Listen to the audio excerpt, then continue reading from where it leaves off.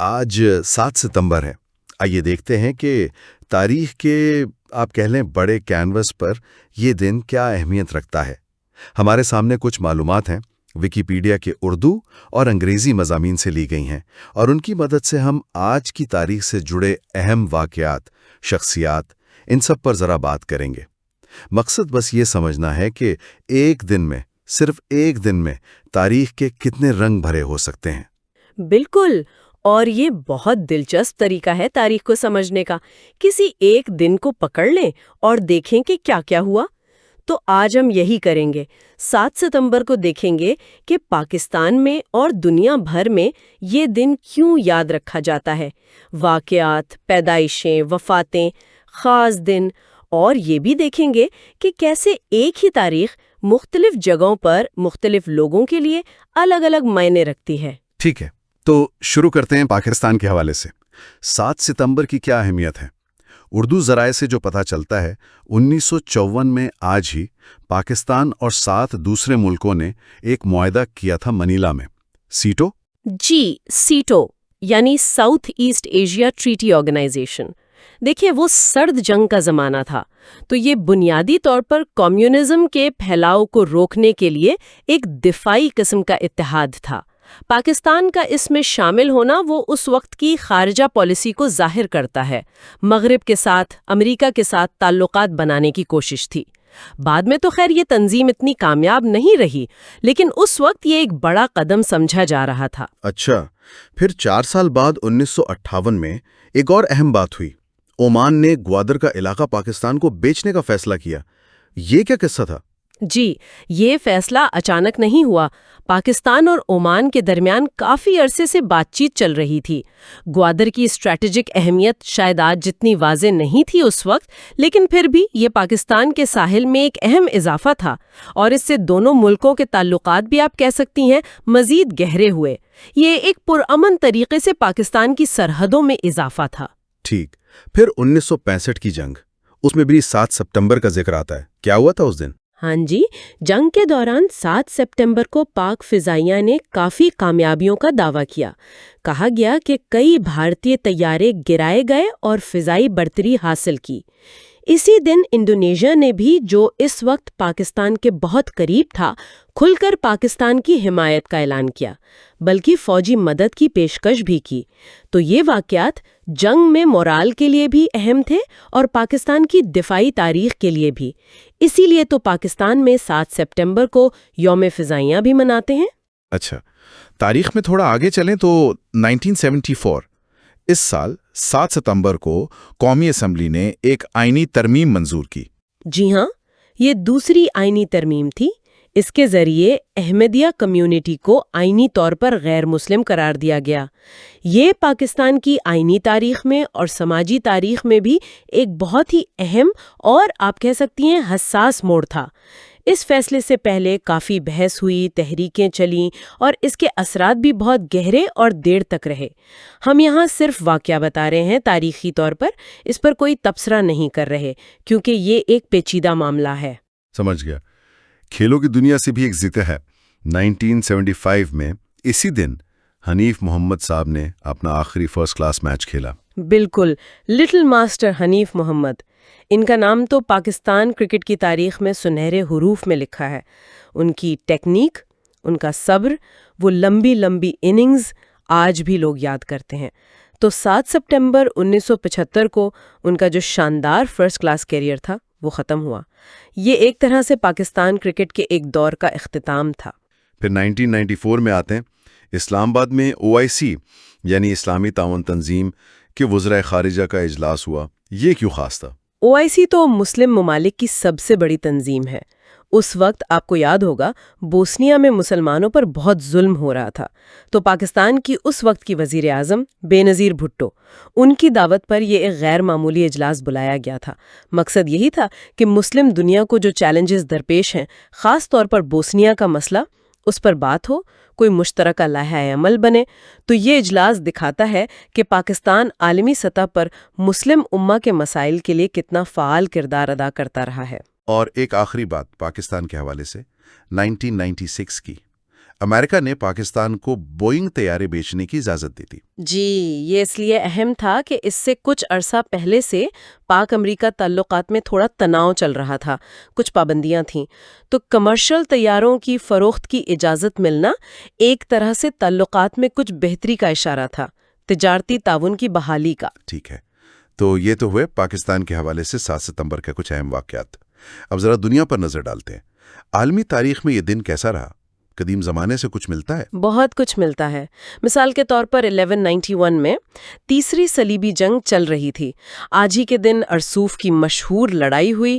اس میں انگلینڈ کے بادشاہ تھے رچرڈ شیردل۔ انہوں نے صلاح الدین ایوبی کی فوجوں کو شکست دی۔ یہ صلیبی جنگوں کی ایک اہم لڑائی مانی جاتی ہے۔ اچھا، اور صلیبی جنگوں کے سلسلے میں ہی 1228 میں بھی کچھ ہوا تھا؟ جی، 7 ستمبر 1228 کو جو مقدس رومی شہنشاہ تھے فریڈرک دوم، انہوں نے چھٹی صلیبی جنگ شروع کی۔ دلچسپ بات یہ ہے کہ یہ جنگ زیادہ تر تلوار سے نہیں بلکہ سفارت کاری سے لڑی گئی، اور اس کے نتیجے میں ایک معاہدہ ہوا جس سے یروشلم 10 سال کے لیے عیسائیوں کے کنٹرول میں آ گیا۔ واہ! اچھا، اب ذرا جدید تاریخ میں آتے ہیں۔ 1630 میں امریکہ کا ایک مشہور شہر بوسٹن، اس کی بنیاد رکھی گئی۔ ہاں، بوسٹن امریکہ کے پرانے اور تاریخی شہروں میں سے ایک ہے۔ امریکی انقلاب میں اس کا بڑا کردار رہا، اور اسی طرح 1822 میں 7 ستمبر کو ہی برازیل نے پرتگال سے اپنی مکمل آزادی کا اعلان کر دیا۔ یہ دن آج بھی برازیل میں ان کا قومی دن ہے، بڑے جوش و خروش سے مناتے ہیں۔ اور 1812 میں نیپولین کی جنگوں کے دوران کوئی بڑی لڑائی ہوئی؟ بوریڈینو کی جنگ بہت مشہور ہے۔ یہ نیپولین نے جب روس پر حملہ کیا تھا اس دوران لڑی گئی۔ بہت خونی لڑائی تھی یہ۔ تکنیکی طور پر تو فرانسیسی جیتے کیونکہ روسی فوج پیچھے ہٹ گئی اور ماسکو کا راستہ کھل گیا، لیکن نقصان دونوں طرف بہت زیادہ ہوا۔ یہ جنگ ایک طرح سے نیپولین کی مہم کی تباہی کی علامت بن گئی۔ امریکہ کی تاریخ میں 1857 کا ایک افسوسناک واقعہ بھی جڑا ہے اس تاریخ سے۔ ماؤنٹین میڈوز کا قتل عام۔ یہ یوٹا میں ہوا تھا۔ مقامی ملیشیا نے جو مونمن تھے، آرکنسا سے کیلیفورنیا جانے والے کچھ تارکین وطن کے قافلے پر حملہ کیا۔ تقریباً 120 مرد، عورتیں، بچے سب کو مار دیا۔ یہ امریکی تاریخ میں مغرب کی طرف پھیلاؤ کے دور کا ایک بہت ہی، آپ کہہ سکتی ہیں، تاریخ باب ہے۔ 20ویں صدی میں تو لگتا ہے بہت کچھ ہوا۔ 1901 میں کیا ہوا تھا چین میں؟ 7 ستمبر 1901 کو چین میں باکسر بغاوت ختم ہوئی۔ یہ ایک تحریک تھی غیر ملکیوں اور نو آبادیاتی طاقتوں کے خلاف۔ 8 ملکوں کی فوجوں نے مل کر اسے کچل دیا تھا، اور اس کے بعد چین پر بھاری جرمانے وغیرہ عائد ہوئے۔ اس کی خود مختاری اور کمزور ہو گئی۔ سماجی طور پر دیکھیں تو 1921 میں پہلا مس امریکہ مقابلہ ہوا، اور 1923 میں ایک اہم بین الاقوامی ادارہ بنا۔ انٹرپول، جی، international criminal police organisation, Vienna میں اس کی بنیاد رکھی گئی۔ مقصد یہ تھا کہ مختلف ملکوں کی پولیس آپس میں تعاون کرے، جرائم روکنے اور ان کی تفتیش کرنے میں۔ آج یہ دنیا کی سب سے بڑی بین الاقوامی پولیس تنظیم ہے۔ اور ٹیکنالوجی 1927 میں تو کمال ہی ہو گیا۔ بالکل۔ فلو فارنزورتھ نام کے ایک نوجوان موجد تھے۔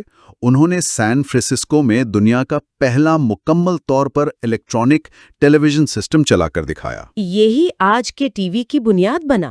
سوچیں کیسا انقلاب آیا ہوگا مواصلات میں۔ صحیح۔ دوسری جنگ عظیم میں 7 ستمبر 1940 یہ لندن کے لیے بہت بھاری دن تھا۔ جی، دی بلٹز کا آغاز۔ جرمن فضائیہ لفٹ وافا نے لندن پر شدید بمباری شروع کی، اور یہ کوئی ایک دن کی بات نہیں تھی۔ یہ بمباری تقریباً 57 راتیں مسلسل جاری رہیں۔ مقصد تھا انگریزوں کا حوصلہ توڑنا، انہیں جنگ سے باہر کرنا۔ بہت نقصان ہوا، ہزاروں لوگ مارے گئے، لیکن وہ اپنے مقصد میں کامیاب نہیں ہوئے۔ جنگ کے بعد کے دور میں آئے 1977 میں پاناما نہر کے حوالے سے کچھ معاہدے ہوئے۔ ہاں، امریکہ اور پاناما کے درمیان ٹوریجوز کارٹر ٹریٹیز ہوئے۔ ان معاہدوں میں یہ طے پایا کہ 1999 کے آخر تک پاناما نہر کا پورا کنٹرول امریکہ سے پاناما کو مل جائے گا۔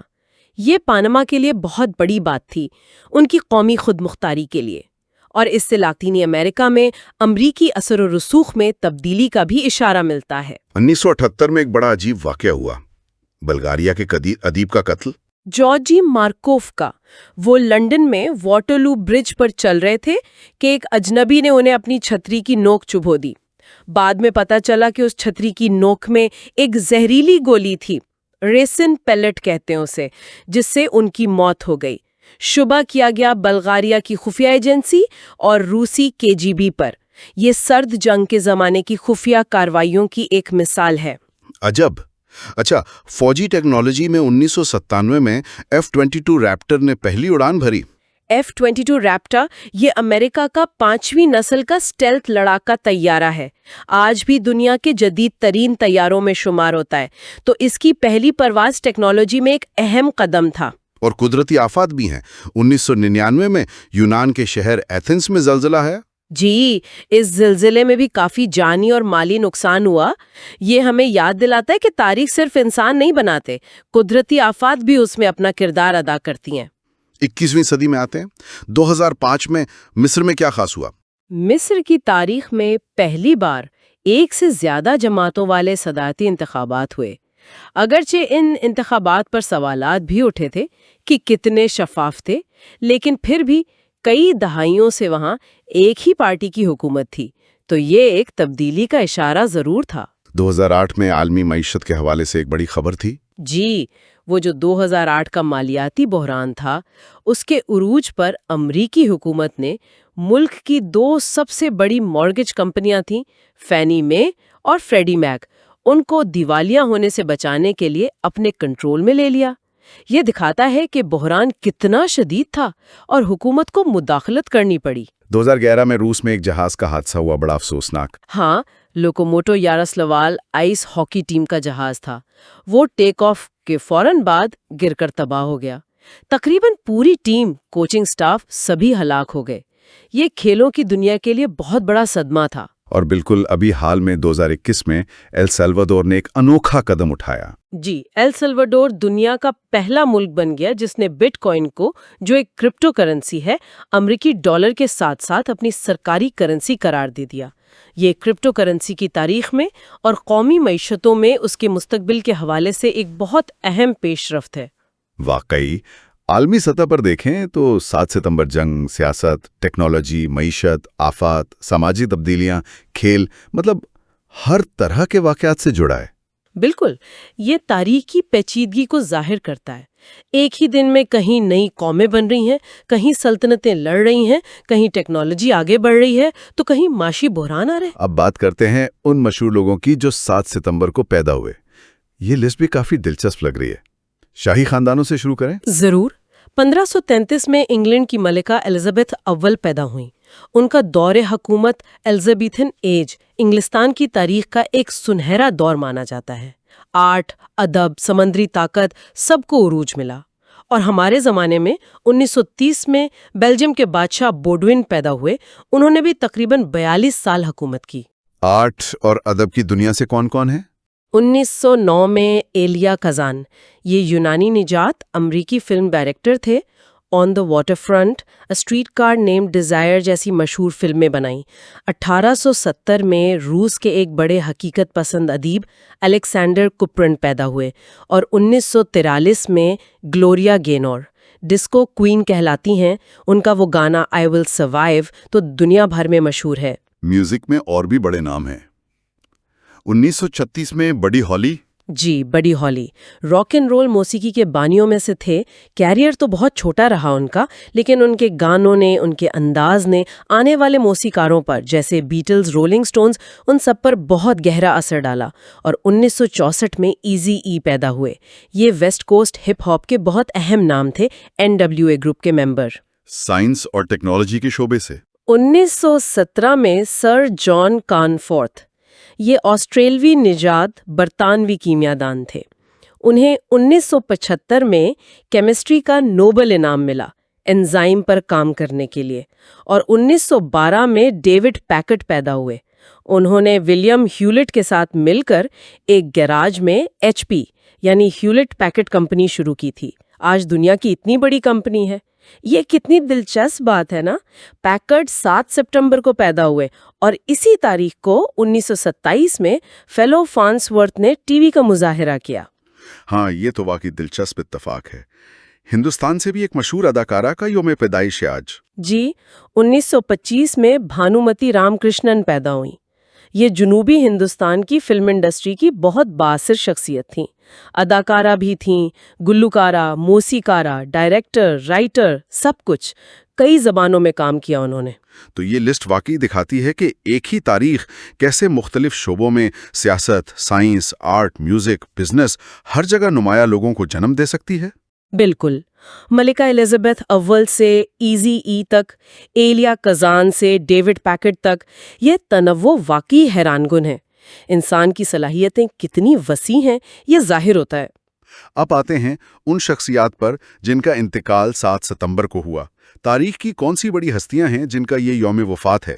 1566 میں عظیم عثمانی سلطان سلیمان القانونی، ان کا انتقال ہوا۔ ان کا دور تو سلطنت عثمانیہ کا عروج کہلاتا ہے، فوجی، سیاسی، ثقافتی، ہر لحاظ سے۔ ان کا انتقال ہنگری میں ایک فوجی مہم کے دوران ہوا، اور اس سے بھی بہت پہلے 251 عیسوی میں چین کی تاریخ کے ایک اہم فوجی جنرل اور سیاستدان تھے سیما یی، ان کا انتقال بھی اسی دن ہوا۔ فن و ثقافت کی دنیا سے کن لوگوں نے اس دن وداعی کہا؟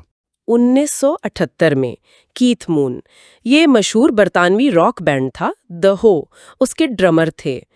بہت ہی انرجیٹک اور منفرد انداز تھا ان کا۔ ان کی موت حادثاتی طور پر دوا کی زیادہ مقدار لینے سے ہوئی۔ 2003 میں وارن زیوان، یہ امریکی گلوکار اور گیت نگار تھے۔ ان کے گانوں میں اکثر ایک خاص قسم کا طنز و مزاح ہوتا تھا۔ کینسر سے ان کا انتقال ہوا۔ اور 2018 میں میک ملر، یہ نوجوان امریکی ریپر تھے۔ ان کی موت بھی حادثاتی ڈرگ اوور ڈوز سے ہوئی، جس سے موسیقی کی دنیا میں کافی دکھ ہوا۔ پاکستان سے تعلق رکھنے والی کون سی اہم شخصیات ہیں جن کا یوم وفات 7 ستمبر ہے؟ 2004 میں اشفاق احمد صاحب، اردو ادب کی ایک بہت بڑی شخصیت، افسانہ نگار، ڈرامہ نگار، دانشور اور زاویہ والے بابا جی۔ ان کی تحریروں نے، ان کی باتوں نے لاکھوں لوگوں کی سوچ کو متاثر کیا۔ ان کا انتقال واقعی اردو ادب کے لیے بہت بڑا نقصان تھا۔ اشفاق احمد صاحب کے علاوہ؟ جی، 1994 میں پروفیسر ابواللیث صدیقی صاحب، یہ ماہر لسانیات تھے، محقق، نقاد، کراچی یونیورسٹی میں شعبہ اردو کے سربراہ بھی رہے۔ اردو زبان و ادب کے لیے ان کی خدمات بہت زیادہ ہیں۔ اور 1981 میں ظہور نظر صاحب، وہ ترقی پسند شاعر بھی تھے اور صحافی بھی، ان کا انتقال بھی اسی دن ہوا۔ تو ان وفاتوں میں ہم مختلف چیزیں دیکھتے ہیں۔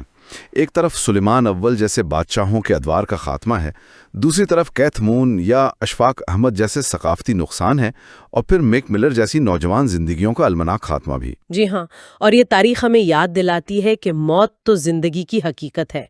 کوئی کتنا ہی مشہور ہو، طاقتور ہو یا بااثر، ہر موت اپنے پیچھے ایک خلا چھوڑ جاتی ہے، اور تاریخ ان خلاؤں کا بھی ریکارڈ رکھتی ہے۔ آخر میں 7 سپٹمبر کو جو کچھ خاص دن منائے جاتے ہیں، تعطیلات ہوتی ہیں، ان کا ذکر کر لیتے ہیں۔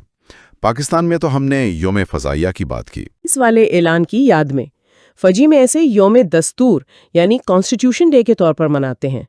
موزمبیق میں یہ یوم فتح ہے، وکٹری ڈے، جو انہوں نے پرتگال سے آزادی کی جنگ جیتی تھی، اس کی یاد میں۔ پاکستان میں اس دن کی ایک اور حیثیت بھی ہے، مذہبی اور آئینی۔ جی، پاکستان میں 7 ستمبر کو یوم تحفظ ختم نبوت کے طور پر بھی منایا جاتا ہے۔ اس کا تعلق وہی 1974 والی دوسری آئینی ترمیم سے ہے۔ تو یہ سارے دن، یہ تعطیلات، یہ یادگاریں، یہ دکھاتی ہیں کہ ایک ہی کیلنڈر کی تاریخ کیسی مختلف ملکوں، مختلف کمیونٹیز کے لیے الگ الگ اہمیت رکھتی ہے۔ کہیں قومی شناخت ہے، کہیں فوجی کامیابی، کہیں آئینی سنگ میل، کہیں گہری مذہبی اہمیت۔ بالکل، ایک ہی دن، لیکن ہر ایک کے لیے اس کے معنی مختلف ہیں۔ یہ تاریخ کی فطرت ہے، یہ کبھی بھی ایک جیسی نہیں ہوتی سب کے لیے۔ تو یہ تھا 7 ستمبر کا ہمارا ایک طرح کا تاریخی جائزہ، ایک دن جس میں جنگیں بھی ہوئیں، امن معاہدے بھی، ملک آزاد بھی ہوئے، شہر بھی بنے، نئی ایجادات بھی سامنے آئیں، عظیم فن پارے بھی تخلیق ہوئے، نامور لوگ پیدا بھی ہوئے اور کئی دنیا سے چلے بھی گئے۔ اور یہ واقعی سوچنے کی بات ہے کہ صرف 24 گھنٹے کا ایک عرصہ کیسے اتنے مختلف بلکہ اکثر متضاد انسانی تجربات کا گواہ بن جاتا ہے۔ کہیں آزادی کا جشن منایا جا رہا ہے تو کہیں غلامی ختم ہو رہی ہے، کہیں جنگ تباہی مچا رہی ہے تو کہیں علم اور فن نئی بلندیوں کو چھو رہے ہیں۔ ایک ہی دن میں تخلیق بھی ہے، تخریب بھی، خوشی بھی ہے، غم بھی، امید بھی ہے، مایوسی بھی، سب رنگ ساتھ ساتھ نظر آتے ہیں۔ صحیح کہا آپ نے، یہ تو لگتا ہے تاریخ کا ایک مستقل پہلو ہے۔ شاید یہی انسانی تاریخ کی فطرت ہے، اور یہ ہمیں سوچنے پر مجبور کرتا ہے کہ کیا ہر آنے والا 7 ستمبر یا کوئی بھی دن وہ بھی ایسے ہی تضادات سے بھرا ہوگا؟ کیا تاریخ ہمیشہ اسی طرح اچھائی اور برائی، کامیابی اور ناکامی، زندگی اور موت کے دھاگوں سے بنی جاتی رہے گی؟ یہ ایک سوال ہے جو ماضی کا مطالعہ ہمیں مستقبل کے بارے میں سوچنے کے لیے دیتا ہے۔